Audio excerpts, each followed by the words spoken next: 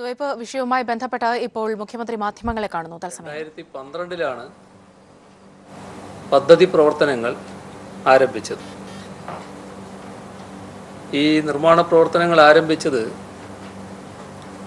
വിവിധ ഏജൻസികളുടെ, അതായത് ഈ പ്ലാൻ പദ്ധതി നടപ്പാക്കാനുള്ള ബന്ധപ്പെട്ട വിവിധ ഏജൻസികളുടെ അനുമതിയോടെയാണ്. പക്ഷേ അവിടെയുള്ള ചിലർ ഇതിന് ആവശ്യമായ പരിസ്ഥിതി നിയമം പാലിക്കുന്നില്ല എന്ന് ചൂണ്ടിക്കാട്ടിക്കൊണ്ട് ഹരിത ട്രൈബ്യൂണലിനെ സമീപിച്ചു. ഹരിത ട്രൈബ്യൂണൽ 2016 ജൂലൈ 13 അപ്പോഴുള്ള സ്ഥിതി തുടരാൻ ഉത്തരവിട്ടു. പക്ഷേ 2016 ആഗസ്റ്റ് 2 തന്നെ ഇതിൻ്റെ വിശദമായ പരിശോധനയിലേക്ക് ഹരിത ട്രൈബ്യൂണൽ കടന്നു. അതിനുശേഷം നിർമ്മാണ പ്രവർത്തനങ്ങളുമായി മുന്നോട്ട് പോകാൻ ഹരിത ട്രൈബ്യൂണൽ അനുമതി നൽകി. ഇത് CRZ മേഖലയാണ് ഈ പദ്ധതി നടപ്പാക്കപ്പെടുന്ന പ്രദേശം. അപ്പോൾ CRZ മേഖലയിൽ പെട്രോളിയം ഉൽപ്പന്നങ്ങളും LPGയും സംഭരിക്കുന്നതിനും സൂക്ഷിക്കുന്നതിനും തടസ്സമില്ല എന്ന് ഹരിത ട്രൈബ്യൂണൽ നിരീക്ഷിച്ചു. മാത്രമല്ല, എന്തെങ്കിലും നിയന്ത്രണം CRZ1 മേഖലയിൽ മാത്രമാണെന്നും ഈ പദ്ധതി പ്രദേശത്ത് CRZ1 വരുന്ന പ്രദേശങ്ങൾ ഇല്ല എന്നും ഹരിത ട്രൈബ്യൂണൽ വ്യക്തമാക്കി. ഇതിൻ്റെ അടിസ്ഥാനത്തിൽ 2010 ജൂലൈ 5 ലഭിച്ച പാരിസ്ഥിതിക അനുമതി പ്രകാരം മുന്നോട്ട് പോകാൻ IOCക്ക് അവകാശമുണ്ട് എന്ന് ഹരിത ട്രൈബ്യൂണൽ വ്യക്തമാക്കുകയുണ്ടായി.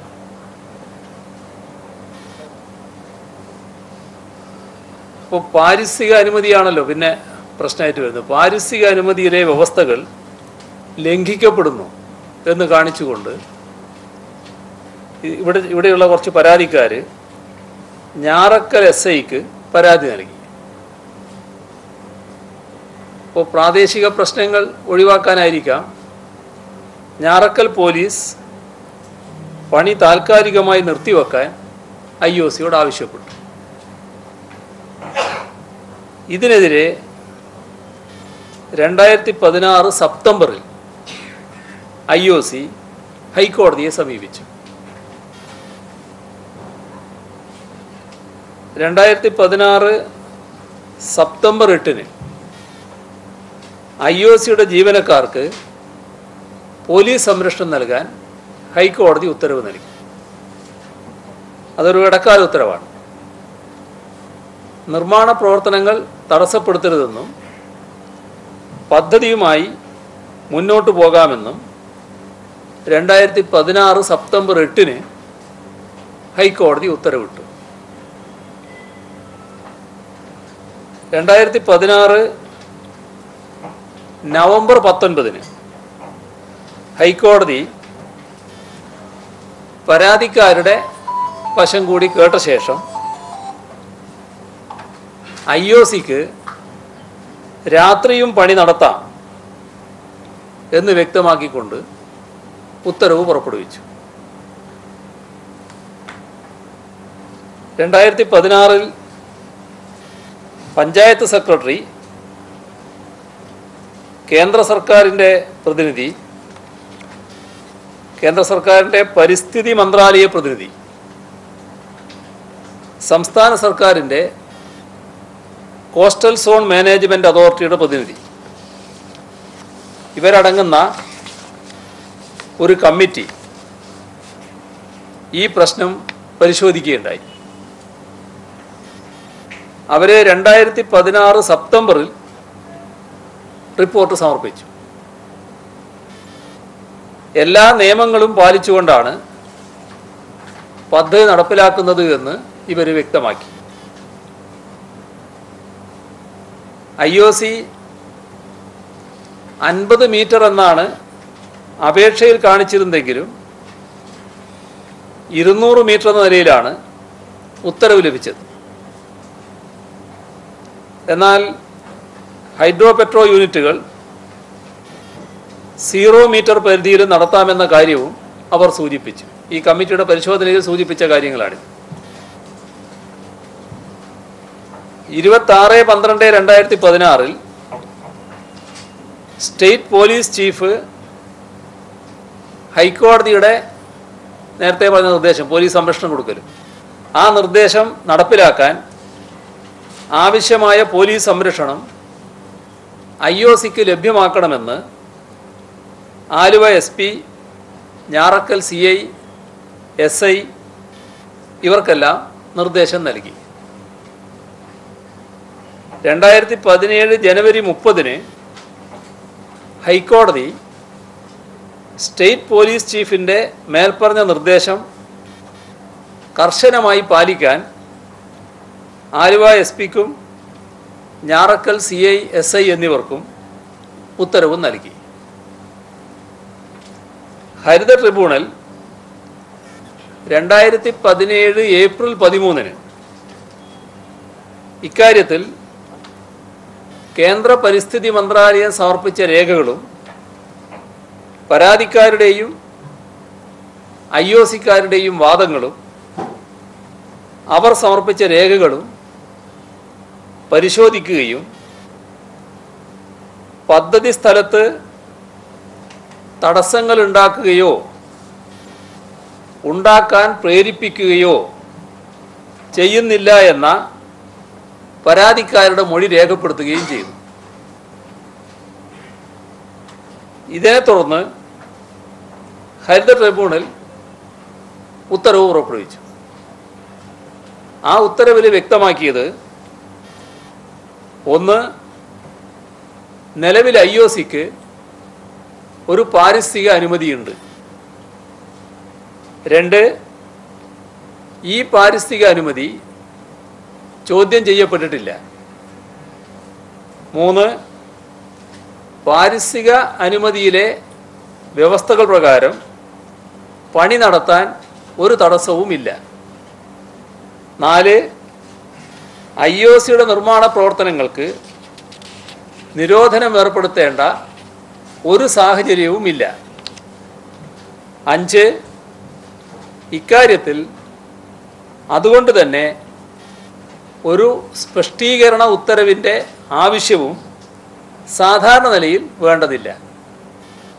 നിയമപരമായ നടപടികളുമായി IOCക്ക് മുന്നോട്ട് പോകാനുള്ള അവകാശമുണ്ട്. 2017 ഫെബ്രുവരി 16 ചില എതിർപ്പിനെ തുടർന്ന് നിർമ്മാണ പ്രവർത്തനങ്ങൾ നിർത്തിവെച്ചു. തുടർന്ന് ഏപ്രിൽ 7 എറണാകുളം ഗസ്റ്റ് ഹൗസിൽ സമര നേതാക്കളുമായി വ്യവസായ മന്ത്രി ചർച്ച നടത്തി. 14/6/2017 നിർമ്മാണ പ്രവർത്തനങ്ങൾക്ക് പോലീസ് സംരക്ഷണം നൽകാൻ എത്തിയ ഘട്ടത്തിലാണ് ഇന്ന് കാണുന്ന സംഘർഷത്തിലേക്ക് കാര്യങ്ങൾ നീങ്ങിയത്. ഇവിടെ പൊതുവെ ഉയർന്നു നിൽക്കുന്ന ആശങ്ക സുരക്ഷാ പ്രശ്നത്തിൻ്റെ കാര്യത്തിലാണ്. ഇക്കാര്യത്തിൽ IOCയിൽ നിന്ന് ലഭിക്കുന്ന റിപ്പോർട്ടുകൾ അനുസരിച്ച് കർശനമായ നടപടികളാണ് IOC സ്വീകരിച്ചിട്ടുള്ളത്. പുതുവൈപ്പിലെ LPG ടെർമിനൽ പദ്ധതിയുടെ ചെലവിൻ്റെ 1/3 ടെർമിനലിൻ്റെ സുരക്ഷ ഉറപ്പാക്കുവാനാണ് ചെലവിടുന്നത്. അന്താരാഷ്ട്ര സുരക്ഷാ മാനദണ്ഡങ്ങൾ പ്രകാരമുള്ള മൗണ്ടഡ് ബുള്ളറ്റ് മാതൃകയിലാണ് പുതുവൈപ്പിലെ LPG ടെർമിനൽ സ്ഥാപിച്ചിരിക്കുന്നത്.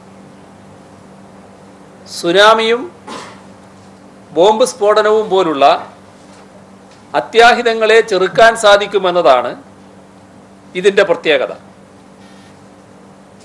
45 മുതൽ 75 മില്ലിമീറ്റർ വരെ കനമുള്ള ബോയിലർ ക്വാളിറ്റി സ്റ്റീൽ പ്ലേറ്റുകൾ ഉപയോഗിച്ചാണ് ടാങ്കുകൾ നിർമ്മിക്കുക. സംഭരണിയുടെ ഉള്ളിൽ നിന്നുമുള്ള അതിമർദ്ദത്തെ ചെറുക്കുന്നത് ഈ ഉരുക്ക് കവചങ്ങളാണ്. അതിനൂതനമായ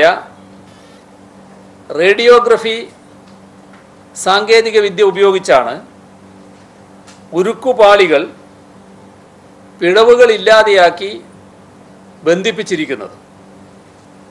ഉരുക്ക് കവചങ്ങൾക്ക് മുകളിൽ 2 മീറ്റർ കനത്തിൽ മണൽ കൊണ്ടുള്ള ഒരു കവചമുണ്ട്. പുറത്തു നിന്നുമുള്ള ക്ഷതങ്ങളെ നിർവീര്യമാക്കുന്നതിനാണ് ഈ മണൽ കവചം. അതിനും മുകളിൽ 1.25 മീറ്റർ കനത്തിൽ റീഎൻഫോഴ്സ്ഡ് കോൺക്രീറ്റ് കൊണ്ടുള്ള കവചവുമുണ്ട്. ഇതിനെല്ലാം പുറമെയാണ് മറ്റ് സുരക്ഷാ സങ്കേതങ്ങൾ. ദ്രവീകൃത പാചകവാതക സംഭരണത്തിൽ അപകടങ്ങൾ സംഭവിക്കുന്നത് boiling liquid expanding vapour explosion മൂലമാണ്. Boiling liquid expanding vapour explosion, BLEVE എന്ന് ചുരുക്കത്തിൽ പറയാം. BLEVE. ഈ BLEVE ഫലപ്രദമായി ചെറുക്കുവാൻ ഇന്ന് ലോകത്ത് നിലനിൽക്കുന്ന ഏറ്റവും മികച്ച രൂപകൽപ്പനയാണ് മൗണ്ടൻ ബുള്ളറ്റ് മാതൃക.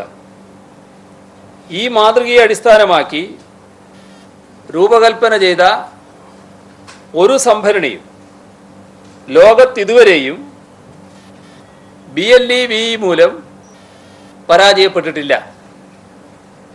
LPGക്ക് BLEVE സംഭവിക്കണമെങ്കിൽ 480 ഡിഗ്രി സെൻറ്റിഗ്രേഡിൽ ചൂടാകേണ്ടതുണ്ട്. നമ്മുടെ സാധാരണ അന്തരീക്ഷ താപനില 30 ഡിഗ്രി സെൻറ്റിഗ്രേഡാണല്ലോ. എന്നാൽ ഏതെങ്കിലും കാരണവശാൽ താപനില 80 ഡിഗ്രി സെൻറ്റിഗ്രേഡിൽ എത്തിയാൽ താപനില കുറക്കുവാനുള്ള സംവിധാനങ്ങൾ പുതുവൈപ്പിലെ LPG ടെർമിനലിലുണ്ട്.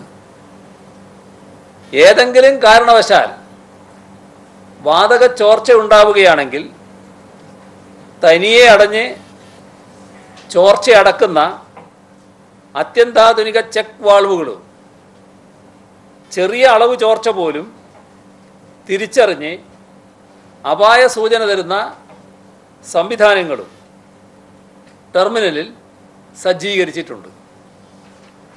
സംഭരണികൾ അമിതമായി നിറക്കുന്നത് അപകടങ്ങൾ ഉണ്ടാക്കാൻ ചിലപ്പോൾ വഴിവെക്കും. അപ്പം അങ്ങനെ അമിതമായി നിറക്കുന്നതുകൊണ്ടുള്ള അപകടങ്ങൾ തടയുവാനും ടെർമിനലിൽ സംവിധാനങ്ങളുണ്ട്. കാലപ്പഴക്കം കൊണ്ടുള്ള ദ്രവിക്കൽ തടയുവാൻ വ്യാവസായിക നിലവാരത്തിലുള്ള സങ്കേതങ്ങളും ടെർമിനലിൽ പ്രയോഗത്തിലുണ്ട്. LNGയും BPCLും IOCയും ചേർന്ന് 50 കോടി രൂപയുടെ കടൽ ഭിത്തി നിർമ്മിക്കാനുള്ള പദ്ധതിയും നടപ്പിലാക്കുന്നതിന് ഇതിനു പുറമെ തീരുമാനിച്ചിട്ടുണ്ട്. കടലാക്രമണങ്ങളിൽ നിന്നുണ്ടാകുന്ന ഭീഷണി സംബന്ധിച്ച് ഇന്ത്യയിലെ തന്നെ ഏറ്റവും മികച്ച ഉന്നത സാങ്കേതിക വിദ്യാഭ്യാസ സ്ഥാപനങ്ങളിലൊന്നായ IIT മദ്രാസ് നടത്തിയ പഠനത്തിലും പദ്ധതി സുരക്ഷിതമാണെന്നാണ് വിലയിരുത്തിയത്. IIT മദ്രാസ് പഠനം നിർദ്ദേശിച്ചത്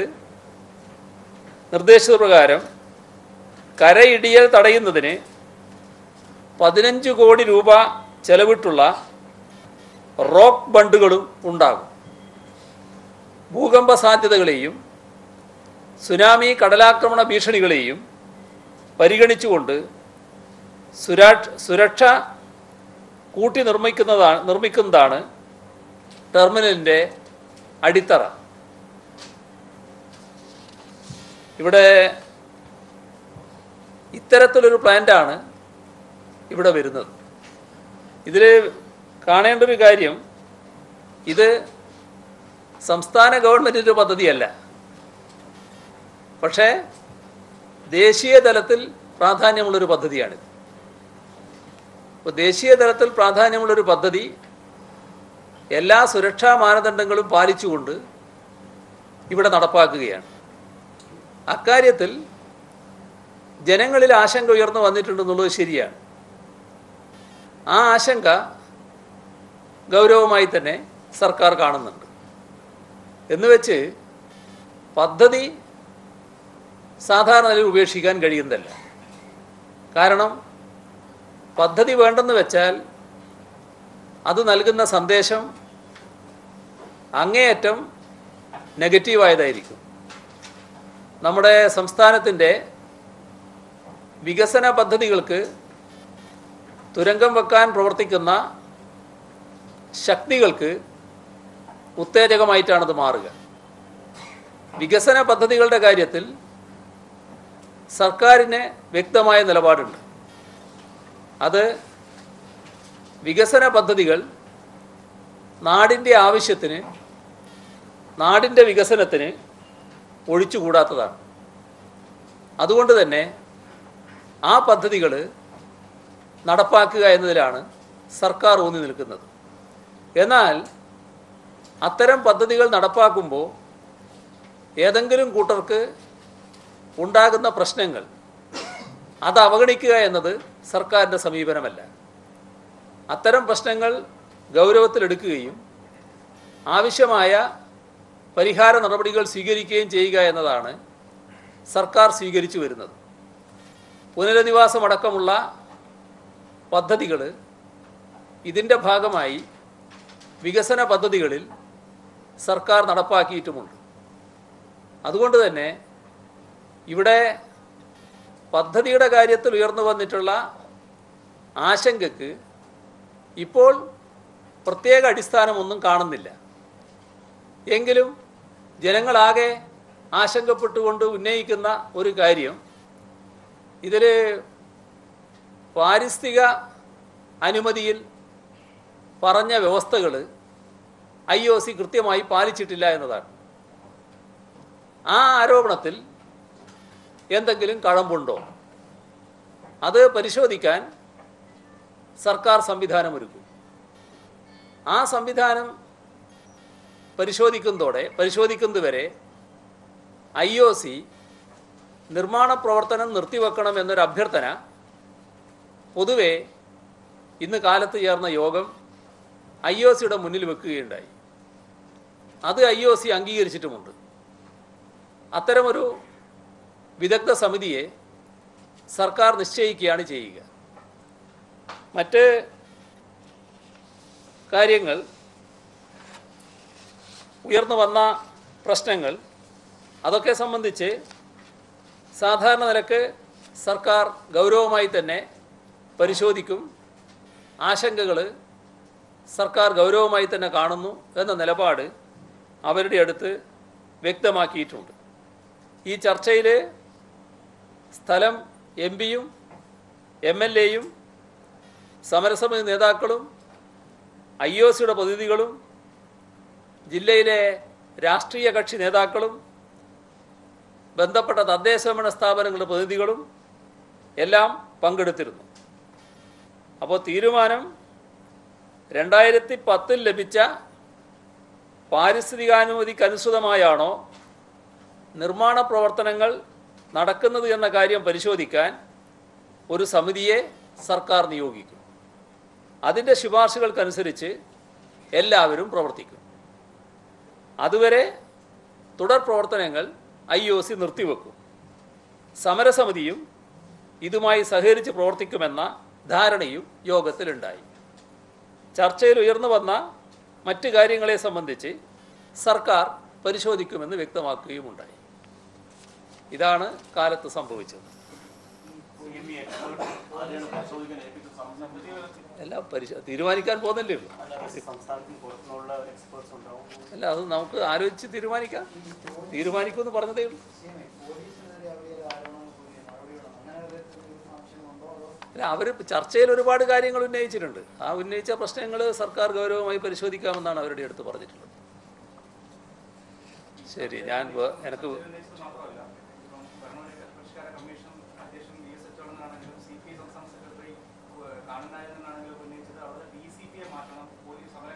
അല്ല, ഞാനിപ്പോൾ പറയുന്നത് നിങ്ങളെടുത്ത് ഈ രാവിലത്തെ ചർച്ചയുടെ വിവരങ്ങളാണ്. അത് നിങ്ങളെ രാവിലെ കണ്ടപ്പോൾ ഞാൻ പറഞ്ഞല്ലോ, 3 മണിക്കുള്ളൊരു പരിപാടി മാറ്റിവെച്ചാണ് ഞാൻ നിങ്ങളെ കാണുന്നത്. അതുകൊണ്ട് ആ പരിപാടിക്ക് എനിക്ക് പോകേണ്ടതുകൊണ്ട് മറ്റു കാര്യങ്ങൾക്കൊന്നും ഇപ്പോൾ സമയം ചെലവിടാൻ നേരമില്ല. നമുക്ക് പിന്നെയും കാണാമല്ലോ, അന്നേരം പറയാം. ശരി. വായ്പയിൽ IOC പ്ലാന്റുമായി ബന്ധപ്പെട്ട വിഷയങ്ങളാണ് മുഖ്യമന്ത്രി വിശദീകരിച്ചത്. സുരക്ഷ മുൻനിർത്തി തന്നെയാണ് പ്ലാന്റിന്റെ നിർമ്മാണ പ്രവർത്തനങ്ങൾ പുരോഗമിക്കുന്നത്. ഹരിത ട്രിബ്യൂണലിന്റെ അനുമതി അടക്കമുള്ള കാര്യങ്ങൾ ഇവിടെയുണ്ട്. എന്നാലും നിലവിൽ പ്രതിഷേധമുയർന്ന പശ്ചാത്തലത്തിൽ ജനങ്ങളുടെ ഭാഗത്തുനിന്നുകൂടി ബാക്കി കാര്യങ്ങൾ കൂടി പരിശോധിച്ച ശേഷം പദ്ധതിയുടെ കാര്യങ്ങളിൽ തീരുമാനമെടുക്കുമെന്നാണ് മുഖ്യമന്ത്രി പറഞ്ഞത്.